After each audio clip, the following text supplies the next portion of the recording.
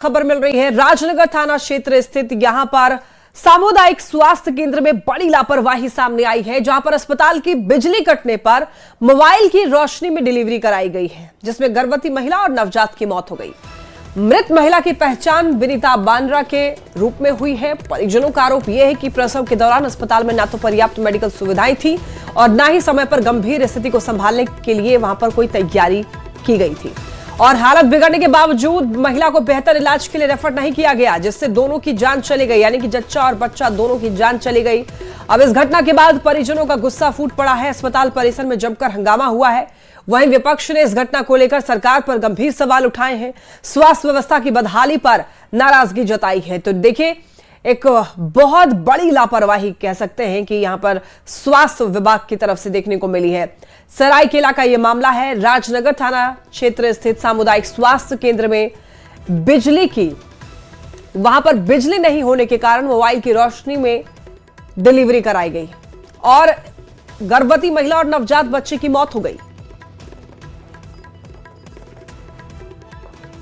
तो देख रहे हैं, मेरे भी बेहोश की हालत में पड़ी हुई थी, जबकि वहाँ पे हमको ऐसे लग रहा है क्या पूरा हम अपने आँख से भी देखा। उसके बाद बेहोश पड़ी हुई थी तो किसी तरह से फिर होश में लेके तो आ गया।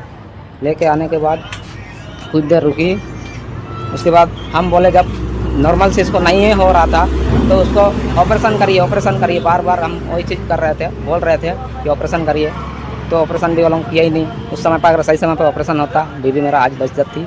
तो वहाँ पे लाइट भी नहीं था, कुछ नहीं था। मेरा दोनों मोबाइल से टॉर्च कराया गया और टॉर्च जला के उसको प्रसव किया जा रहा था।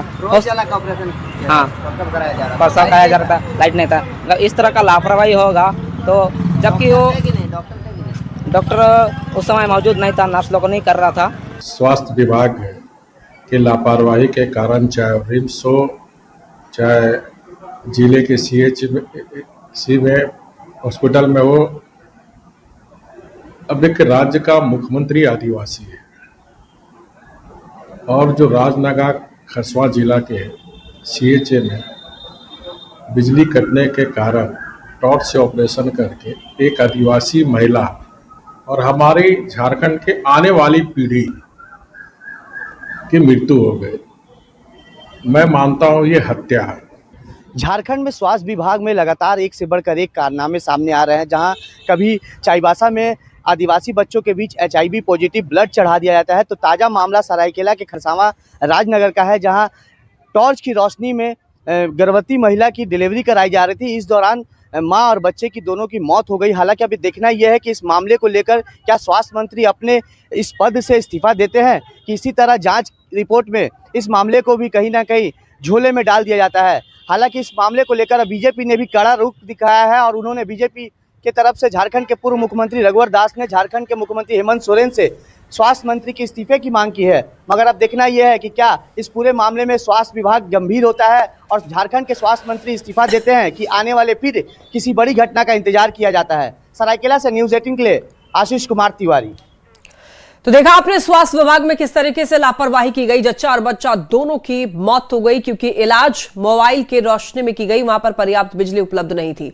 तो ऐसे में न्यूज़ 18 सवाल पूछता है। सवाल यह कि आखिर बिजली गई तो अस्पताल में बैकअप क्यों नहीं था, इलेक्ट्रिसिटी बैकअप क्यों नहीं मौजूद था अस्पताल में। यह सवाल न्यूज़ 18 पूछ रहा है। मोबाइल की रोशनी में आखिर डिलीवरी क्यों करनी पड़ी, आखिर ऐसी नौबत क्यों आई, डॉक्टर ने मोबाइल रोशनी में डिलीवरी क्यों कराई, यह बहुत बड़ा सवाल है। आखिर मरीज के साथ इतना बड़ा रिस्क क्यों लिया गया, मरीज को कहीं और रेफर क्यों नहीं किया गया, अगर स्थिति बिगड़ रही थी तो फिर रेफर क्यों नहीं किया गया, यह भी एक बहुत बड़ा सवाल है।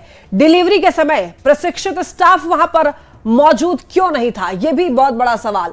जिम्मेदार कौन होगा, डॉक्टर, प्रबंधन या पूरा का पूरा सिस्टम।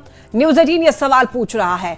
आखिर भोले भाले लोगों को कब तक बेवकूफ बनाता रहेगा झारखंड स्वास्थ्य विभाग। आखिर करोड़ों खर्च के बाद भी स्वास्थ्य केंद्रों की हालत ऐसी क्यों है, डिलीवरी के समय प्रशिक्षित स्टाफ वहां पर मौजूद क्यों नहीं था।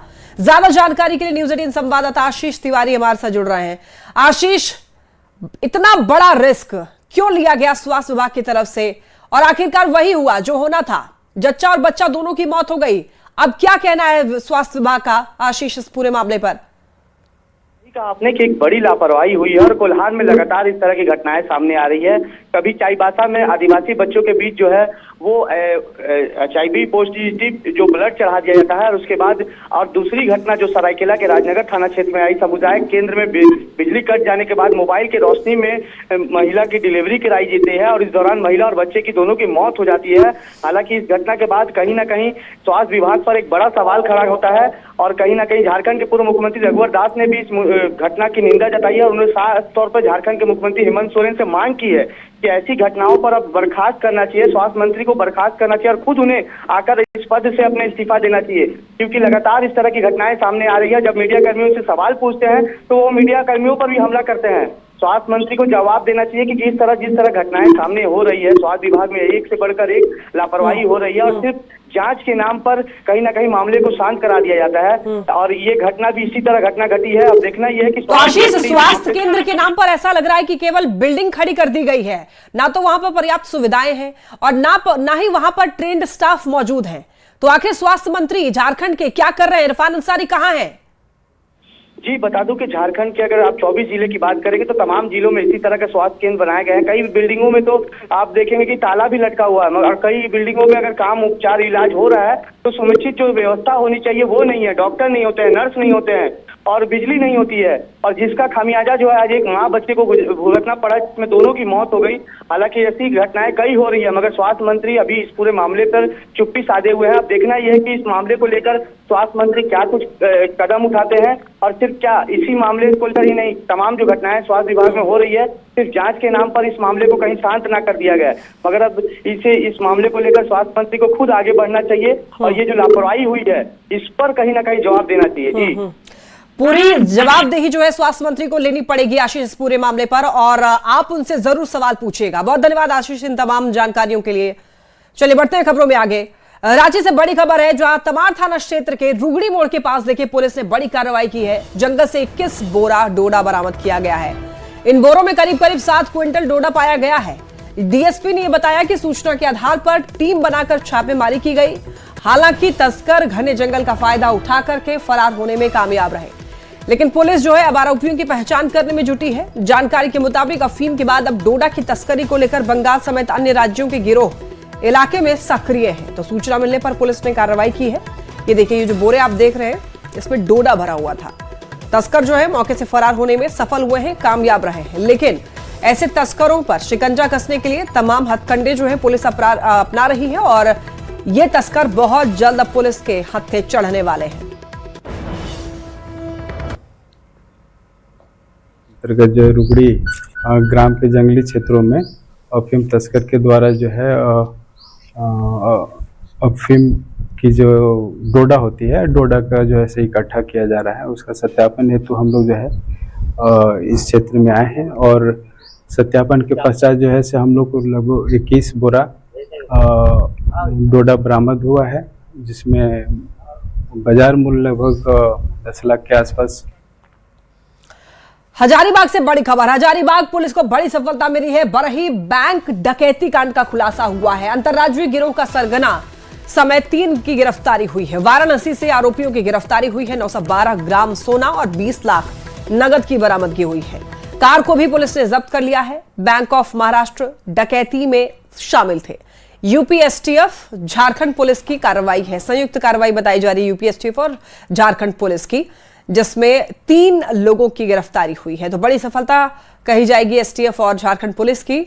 हजारीबाग पुलिस को बड़ी सफलता मिली है। बरही बैंक डकैती कांड का खुलासा करते हुए अंतर्राज्यीय गिरोह का सरगना जो है और समेत 3 की गिरफ्तारी हुई है। तो वाराणसी से आरोपियों की गिरफ्तारी हुई है। 912 ग्राम सोना और 20 लाख नकदी के साथ कार को भी पुलिस ने जब्त कर लिया है। अप्रैल को हजारीबाग के बरही में बैंक ऑफ महाराष्ट्र बैंक लूट कांड घटना का हजारीबाग पुलिस ने जो है उद्भेदन कर दिया है। बता दें कि यह घटना जो है एक बड़े मामले से जुड़ा हुआ था। फिलहाल की अगर बात कर ले तो यह जो मामला है इस पूरे कांड में जो है अंतर्राज्यीय गिरोह जो है वो काम कर रहा था। बता दें कि जो बैंक ऑफ महाराष्ट्र में बीते दिन जो है अज्ञात अपराधियों के द्वारा, जो 4 अपराधी थे उनके द्वारा लगभग 4 लाख रुपए और लगभग 4 किलो सोना जो है वो चोरी किया गया था और इसे लूट कर जो है अपराधी 4 वो फरार हो गए थे। बता दें कि पुलिस ने जो है देश के विभिन्न राज्यों में छापामारी अभियान चलाई और विभिन्न राज्य के पुलिस से सहयोग लेकर जो है 3 अपराधियों को गिरफ्तार कर लिया है। फिलहाल की अगर बात कर ले तो इसमें से जो है गिरफ्तार अपराधियों में पंकज सिर उर्फ रोशन सिंह और उसके बाद मोहम्मद अफजल, उसके बाद जो है वो सौरभ कुमार यादव शामिल है। बता दें कि ये जो तीनों अपराधी हैं उत्तर प्रदेश और बिहार के रहने वाले हैं। सबसे बड़ी बात है कि इन लोगों ने जो बैंक ऑफ महाराष्ट्र है उसमें जो है गोल्ड लोन दिया जाता है, तो तमाम इन तरीके की जो चीजों को इन्होंने सोशल मीडिया प्लेटफॉर्म से जो है वो जानकारी ली और जानकारी लेने के बाद पिछले दिनों इन्होंने रेकी किया और रेकी करने के बाद जो है इस घटना को अंजाम दिया था। बता दें कि इसको लेकर जो है पुलिस महकमे में जो है अफरा तफरी देखने को मिल रहा था, क्योंकि एक बड़ी घटनाओं में था और लगातार पुलिस जो है वो छानबीन और छापेमारी कई राज्यों में कर रही थी। बता दें कि इनके पास से जो है हजारीबाग पुलिस ने कुल 20 लाख रुपए और 912.12 ग्राम जो सोना है यानी जो जेवरात है उसे बरामद कर लिया है और उसके बाद जो है पुलिस जो है लगातार इस मामले को लेकर अभी भी छापेमारी कर रही है। बट इस मामले को लेकर जो है उन्होंने इस बात को भी कबूल किया है कि उनके पास हथियार है। फिलहाल जो है पुलिस इन्हें रिमांड में लेकर उन सभी तथ्यों पर भी जांच करेगी। देखने वाली बात है कि ये जो एक बड़ा कांड जो हजारीबाग में देखने को मिला था, ऐसे में जो है इनका और भी तार जो बताया जा रहा है कि वो अन्य राज्य से भी जुड़ा हुआ है। बड़े बड़े जो है इन्होंने और भी कई कारनामे किए, घटना को अंजाम दिया है, तो इन सभी बिंदुओं पर भी जो है पुलिस जांच कर रही है और कहीं ना कहीं परत दर परत जो मामला जो है वो अब खुलता नजर आ रहा है। सुशांत सोनी, न्यूज 18 हजारीबाग। सुशांत हमारे साथ जुड़ चुके हैं ज्यादा जानकारी के लिए। सुशांत, अंतरराज्यीय गिरोह का सरगना जो है और 3 लोगों की गिरफ्तारी हुई है, तो कह सकते हैं कि डकैतों की गिरफ्तारी हो चुकी है, लेकिन सुशांत अभी अपडेट ये दीजिए कि इनके साथ और कितने लोग मिले हुए या किस तरीके से इनका पूरा जो नेटवर्क है वो काम करता है। पूरे नेटवर्क की अगर हम बात कर ले तो 4 अपराधियों ने मिलकर बैंक लूटकांड घटना को अंजाम दिया था। फिलहाल गिरफ्तारी में जो है 3 लोग शामिल है जो कि बिहार और उत्तर प्रदेश के रहने वाले हैं। अभी भी एक जो अपराधी है वो पुलिस के गिरफ्त से बाहर है, उसका जो छापेमारी की जो अभियान है पुलिस के द्वारा तेज कर दी गई है। इनके पास से जो है चोरी के यानी जो डकैती किए गए जो सामान है वो बरामद किया गया है और उसके बाद जो है पैसे बरामद किए गए। लेकिन सबसे बड़ी बात है कि इनका जो सरगना है वो झारखंड ही नहीं बल्कि देश के विभिन्न राज्यों तक फैला हुआ है। पूर्व दिनों में भी इन्होंने जो है बैंक लूट की घटना को अंजाम दिया था और भी बड़े घटनाओं को इन्होंने अंजाम दिया था। तीनों के आपराधिक इतिहास की अगर बात कर ले तो इन सभी के पास से जो है का जो है कुल राज्य भर पूरे देश भर के जो है 13 जो है वो आपराधिक इतिहास है। तो हम कह सकते हैं कि झारखंड से लेकर बिहार कह ले, बंगाल कह ले या फिर अन्य जो राज्य है वहां पर जो इन लोगों का जो है वो कांड दर्ज है, थाने में मामले दर्ज है, वहां की भी पुलिस जो है जांच कर रही है। लेकिन झारखंड पुलिस के लिए यह एक बड़ी सफलता है कि जिसको लेकर पूरे देश में छापेमारी चल रही थी, इन लोगों को जो है वो पुलिस खोजबीन कर रही थी। झारखंड पुलिस ने जो है इसे जो है खोज निकाला है और आज जो है इन सभी को सलाखों के पीछे भेजा जाएगा। जी ठीक है सुशांत, बहुत धन्यवाद आपका इन तमाम जानकारियों के लिए। चलिए बढ़ते हैं, अब हम लोग खबरों में आगे। अगली बड़ी खबर चाईबासा से है, जहां जिला कोर्ट के आदेश पर सरायकेला नगर पंचायत के कार्यपालक पदाधिकारी समीर बोदरा के खिलाफ यौन शोषण का मामला दर्ज किया गया है। देखिए, पीड़िता ने शादी का झूठा वादा करके दुष्कर्म और शोषण का आरोप लगाया है। यह मामला चाईबासा महिला थाना में दर्ज किया गया है। कोर्ट ने शिकायत को गंभीर मानते हुए कार्रवाई का निर्देश दिया था। पुलिस ने जांच शुरू भी कर दी और रिपोर्ट सरायकेला डीसी को भेजी गई है। आगे की कार्रवाई जांच रिपोर्ट पर ही निर्भर करेगी। तो फरवरी में जो शिकायत है वो दर्ज की गई थी। चाईबासा का मामला है, जहां जिला कोर्ट के आदेश पर सरायकेला नगर पंचायत के कार्यपालक पदाधिकारी के खिलाफ यौन शोषण का मामला दर्ज किया गया था। गोड्डा से बड़ी खबर, 4 लेन पर हुए भीषण एक्सीडेंट में 2 युवकों की मौत हो गई है। जी हां, घटना रविवार सुबह करीब 5 से 5:30 बजे के बीच का है। महागामा थाना क्षेत्र के गमरिया के पास गोड्डा पिरपैंती मुख्य मार्ग पर हुई है। बताया जा रहा है कि बाइक पर सवार दोनों युवक तेज रफ्तार में जा रहे थे, तभी ओवरटेक करने के दौरान उनकी बाइक सामने से आ रही हाईवा से टकरा गई। मृतकों की पहचान 19 साल के सत्यम कुमार और 20 साल के विपिन कुमार मंडल के रूप में हुई है। तेज रफ्तार का कहर देखने को मिला है और ऐसे में जो परिजन है मृतक के, जो 2 युवकों की मौत हुई है, उनके परिजनों का रो रो कर बुरा हाल है। शादी मतलब देखने का आया था, लड़के वाला देखने आए थे, तो सब कुछ देख करके आगे हम आ गए थे। लगभग 10 बज चुका था। हम उसको भैया को बोले सब यहीं सो जाइए, ठीक है, सुबह निकलिएगा। तो मामा सब आया था, उस सबको हम घर पहुंचा दिए अपने घर में। भैया बोला नहीं, हम यहीं सो जाते हैं। क्योंकि वहाँ लाइट नहीं था, लाइट गिर गया था। बोला ठीक है भैया सो जाइएगा। और बोला घर से वहीं सो जाइए। तो बोला नहीं यहीं सो जाते, तुम जाओ। सुना बाबू बोलता है हमको। घटना गमरिया चौक है ना, चौक से मिल के बगल में। क्या चीज से वो ऐसे हमको बोला कि मतलब 3 हाईवा आ रहा था, ठीक है, एक हाईवा ओवरटेक करने में उसको धक्का मार दिया। बोकारो से बड़ी खबर, जिम से निकलते युवक पर जानलेवा हमला किया गया है। धारदार हथियार से युवक पर हमला करने का मामला सामने आ रहा है और इस हमले में घायल युवक की हालत बेहद गंभीर बताई जा रही है। बदमाशों ने सोने की चेन भी लूट ली। ये देखिए सीसीटीवी फुटेज जो कि अभी वायरल हो रहा है। यहां पर आप देखिए 8 से 10 बदमाशों ने घात लगा करके हमला किया है। अब पुलिस के संज्ञान में ये पूरा मामला है। पुलिस अब जांच में जुटी हुई है। जिम से निकलते ही युवक पर जानलेवा हमला, धारदार हथियार से युवक पर हमला किया गया और चूंकि युवक पर जानलेवा हमला हुआ है तो ऐसे में युवक की स्थिति बेहद गंभीर बताई जा रही है।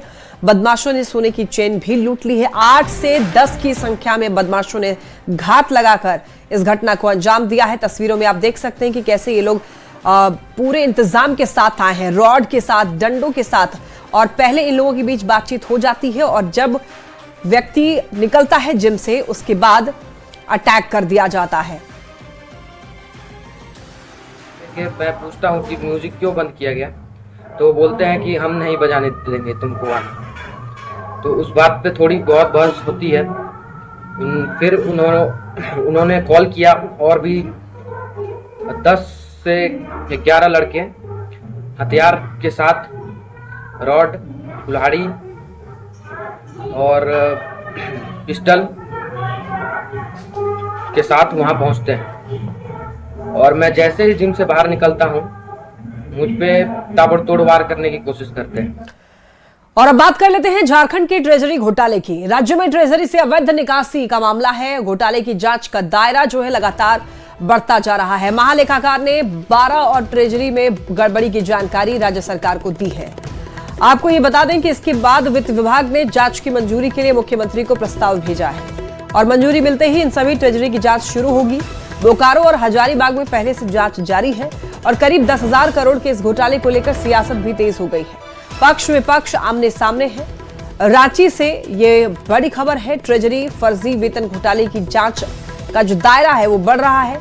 वित्त विभाग ने 12 और ट्रेजरी जांच प्रस्ताव भेजा है। तो ऐसे में अब सीएम की मंजूरी मिलनी बाकी है। सीएम की जैसे ही मंजूरी मिलेगी उसके बाद 14 ट्रेजरी की जांच होगी। तो महालेखाकार ने 12 ट्रेजरी में गड़बड़ी बताई है और आपको बताते चलें कि बोकारो हजारीबाग में जांच पहले से जारी है। फर्जी वेतन निकासी का ये मामला है और इस मामले को लेकर के जांच पड़ताल काफी दिनों से चल रही है। कई जिलों के ट्रेजरी जांच के दायरे में आ गए हैं। फाइल सीएम को भेजी गई है। जैसे ही सीएम की तरफ से हरी झंडी मिलेगी जांच और ज्यादा तेज हो जाएगी। सरकार को अवैध निकासी की जानकारी दी गई है। जिस जिले में भी ये जानकारी या संज्ञान में आ जाए कि फर्जी ढंग से, अवैध ढंग से वेतन निकासी हुई है या घोटाले हुए हैं, निश्चित तौर पर कोई कोताही नहीं बरतेगी सरकार। समुचित जांच होगा, दोषी जेल जाएंगे और उनसे पैसे वसूल किए जाएंगे। ये हेमंत सोरेन की सरकार है। हम इस तरह की हरकत कदापि बर्दाश्त नहीं करते। हाँ, अब पूर्ववर्ती सरकार के समय से ये चला आ रहा है। कौन उसके सरपरस्त थे, कौन उसके संरक्षण करते थे और कैसे इस तरह के घोटाले की शुरुआत हुई। देखिए, हमारा मानना है कि सरकार इस जांच को दफनाने की कोशिश में है, तभी वो एसआईटी और समिति खेल रही है। कभी वित्त विभाग की समिति जांच करती है, कभी उत्पाद सचिव के नेतृत्व में एसआईटी जांच करती है, फिर सीआईडी को जांच दी जाती है और सीआईडी क्या करती है कि फिर पुलिस के आईजी मानवाधिकार के नेतृत्व में एक समिति बना देती है। अब आप सोचिए, पुलिस के आईजी, झारखंड पुलिस के आईजी कैसे अपने अधीन अधिकारियों का जांच करेंगे। ये जांच को तो आइडियली सीबीआई और ईडी को देना चाहिए था। जेपीएससी की ओर से ली गई हाल की परीक्षाओं में गड़बड़ी पर सियासत तेज होती जा रही है। राज्यपाल के निर्देश के बाद कार्रवाई की बात कही गई है। जेएमएम ने आयोग का बचाव करते हुए निष्पक्ष जांच की बात कही, जबकि बीजेपी ने परीक्षाओं की पारदर्शिता पर भी सवाल उठाया और जिम्मेदार लोगों पर कड़ी कार्रवाई की मांग की है। नहीं भी होता तो जो दोषी होंगे उन पर कार्रवाई होगी और सरकार का कदम उस ओर बढ़ चुका था। लेकिन सबसे बड़ी बात है कि जेपीएससी में कोई घोटाले नहीं हुए हैं, अनियमितता नहीं हुई है। हाँ, त्रुटि हुई थी और त्रुटि आगे न हो भविष्य में इस तरह की त्रुटि दोबारा ना आए सामने, इसके लिए जो दोषी हैं, जिसने भी लापरवाही किया, उस पर कार्रवाई करेगी सरकार। जब सरकार की गजब कहानी है साहब, देखिए जैसा सरकार वैसे ही सरकार की संस्थाएं काम कर रही हैं। जेपीएससी ने जो आइडियल आंसर शीट अपलोड किया उसमें इतनी ज़्यादा त्रुटियां थी कि इसमें ज़्यादा हंगामा हो गया। फिर बाद में जेपीएससी को अपने आंसर शीट्स को जो इन्होंने मॉडल किया था अपलोड, उसको सुधारना पड़ा। लेकिन ये कैसी बात है साहब कि आप जो परीक्षार्थी हैं उनमें भ्रम फैला रहे हैं। आप गलत अगर आंसर को अपलोड करेंगे तो क्या मैसेज जाएगा? बहुत बड़ा घोटाला, बहुत बड़ा घालमेल की हमें आशंका है। लोक भवन ने इस पर संज्ञान लिया। हमें उम्मीद है कि जेपीएससी चेतेगी। रांची में आज नीट परीक्षा को लेकर सुबह से ही केंद्रों पर चहल पहल दिखी। दोपहर 2 बजे परीक्षा, लेकिन 11 बजे रिपोर्टिंग होने की वजह से 10 बजे से ही छात्र पहुंचने लगे। मारवाड़ी बॉयज कॉलेज समेत कई केंद्रों पर बच्चों के चेहरे पर उत्साह देखने को मिला। डॉक्टर बनने का सपना लेकर अभ्यर्थी परीक्षा देने आए हैं। वहीं परीक्षा को लेकर सभी सेंटर्स पर सुरक्षा व्यवस्था पुख्ता दिखी। दोपहर 2 बजे से शाम के 5:20 तक परीक्षाएं चलेंगी, जिसके लिए राजधानी रांची में 21, जमशेदपुर में 19 सेंटर के साथ राज्य के कई जिलों में परीक्षा के लिए सेंटर बनाए गए हैं। में नीट की परीक्षा को लेकर परीक्षा केंद्रों पर एक उत्साह देखा जा रहा है, भीड़ उमड़ी नजर आ रही है। खासकर वैसे छात्र जो मेडिकल एंट्रेंस एग्जाम को लेकर अपनी तैयारी मुकम्मल करके परीक्षा केंद्रों पर पहुंचे हैं। हम सीधे उनसे बात करेंगे कि आज नीट की परीक्षा है, तैयारी कैसी है? अभी ये मेरा फर्स्ट अटेम्प्ट है, तो अभी मोस्टली मैंने क्लास 12th का पढ़ाई किया है, जो भी किया है। तो फर्स्टली नीट के एग्ज़ाम में हमें मेनली बायो का अधिकतर क्वेश्चंस आता है, तो फर्स्ट वो अटेम्प्ट करने की कोशिश करना चाहिए। उसके बाद केमिस्ट्री एंड देन फिजिक्स। उसके बाद सपना होता है डॉक्टर बनने का, जिसका रास्ता जो है नीट से होकर गुजरता है। एंड नीट की परीक्षा पास कीजिएगा तो डॉक्टर बने, ड्रेस बनिएगा, आला लगाइएगा, इलाज कीजिएगा। तो सेक्शन की तैयारियों की बात करें, बायोलॉजी है, फिजिक्स, केमिस्ट्री है, तैयारी मुकम्मल है? नहीं, अभी तो मेरा फर्स्ट अटेम्प्ट है, तो मैंने जो भी 12th पे भी पढ़ाई करा है रिसेंटली, वो मैंने पूरा रिवीजन किया है अभी, तो उसका ये भी किया है। बाकी मैं अभी फर्स्ट स्टॉप और एक लेना चाहूँगी ताकि मैं 11th और 12th दोनों का अच्छे से, इस बार क्वेश्चन देखने पहुँची हैं? जी हाँ, अच्छे से अटेम्प्ट करना है कि मैं अटेम्प्ट कर सकती हूँ कि नहीं, मतलब कि मैं उसके लिए बनी हूँ कि मैं खुद को इसके लिए भी देखना चाहती हूँ। अच्छी है। हाँ। तो इस बार जो है कहते हैं कि बायोलॉजी जिस पर मेन फोकस करना है, उसकी तैयारी कैसी? बायोलॉजी की भी तैयारी अच्छी है। Side physics chemistry? Physics chemistry मेरा अच्छा है, तो फिर हम अच्छा करने की कोशिश करेंगे। और फर्स्ट टाइम अटेम्प्ट दे रही हैं? हाँ, फर्स्ट अटेम्प्ट। तो बायोलॉजी की तैयारी कैसी है? मेन तो बायोलॉजी। हाँ, बायो तो ठीक है। हाँ, डॉक्टर बनना है? हाँ। जिद है? हाँ। ये देखिए, हर भीड़ जो है, हर भीड़ में एक चेहरा है, वो चेहरा मुस्कुरा रहा है और हर चेहरे में सपना है डॉक्टर बनने का। जाहिर है कि नीट की तैयारी जिसकी भी होगी, वो ज़ाहिर है कि कॉन्फिडेंस से चेहरा भरा नज़र आ रहा है। लेकिन कुछ लोग ऐसे लोग भी हैं जिन्हें यह मानना है कि अभी हम देखेंगे, इस बार क्वेश्चन को परखेंगे। और जाहिर है कि जहाँ जहाँ भी सेंटर है, एक मुस्कुराता हुआ चेहरा धड़कनों के साथ तमाम परीक्षार्थियों का नज़र आ रहा है। लेकिन राजधानी रांची में फिलहाल जो है नीट की परीक्षा को लेकर एक कह सकते हैं रोमांच का भी माहौल है, उत्साह का भी माहौल है। संजय कुमार सिन्हा, न्यूज़ 18 रांची।